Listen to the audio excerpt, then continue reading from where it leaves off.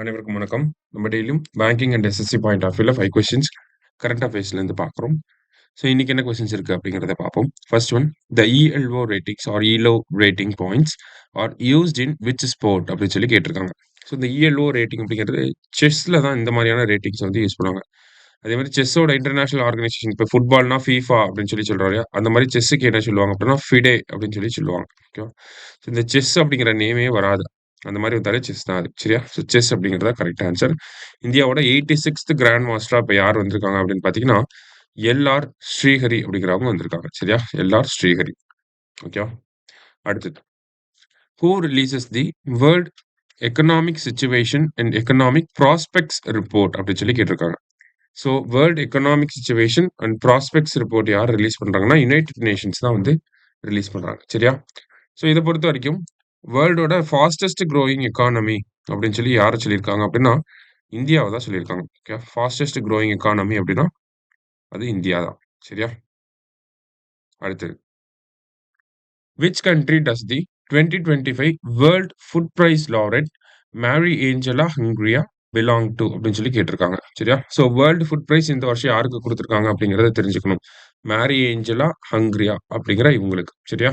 So இவங்க ஒரு microbiologist. Okay, so microbiologist எந்த கண்ட்ரியை சேர்ந்தவங்க அப்படின்னு பார்த்தீங்கன்னா, பிரேசிலை சேர்ந்தவங்க. சரியா? So world food prize laureate from Brazil யாருன்னா மேரி ஏஞ்சலா ஹங்க்ரியா அப்படிங்கிறவங்க. அடுத்தது, with which country's academic institutions has Jamia Millia Islamia suspended all MOUs citing national security concerns அப்படின்னு சொல்லி கேட்டிருக்காங்க. ஓகேங்களா? ஸோ ஜமியா மிலியா இஸ்லாமியா அப்படிங்கிறது எங்க இருக்குன்னா, நமக்கு நியூ டெல்லியில இருக்கு.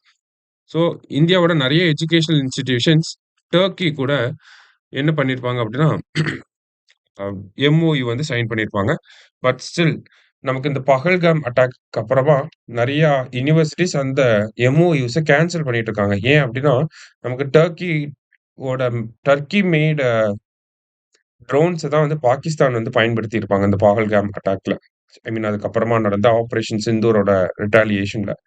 ஸோ அதனால டர்க்கி கூட இருக்கக்கூடிய எம்ஓயூஸ எல்லாரும் கேன்சல் பண்ணிட்டு இருக்காங்க. சரியா? லாஸ்ட்டா, கியான் பாரதம் மிஷன் இஸ் ரிலேட்டட் டூ அப்டின்னு சொல்லி கேட்டிருக்காங்க. கியான் பாரதம் மிஷன். ஸோ இந்த மிஷன் எதோட ரிலேட் ஆயிருது அப்படின்னு பார்த்தீங்கன்னா, டாக்குமென்டேஷன் ஆஃப் மேனுஸ்கிரிப்ட்ஸ் அப்படிங்கிறது தான் கரெக்ட் ஆன்சர்.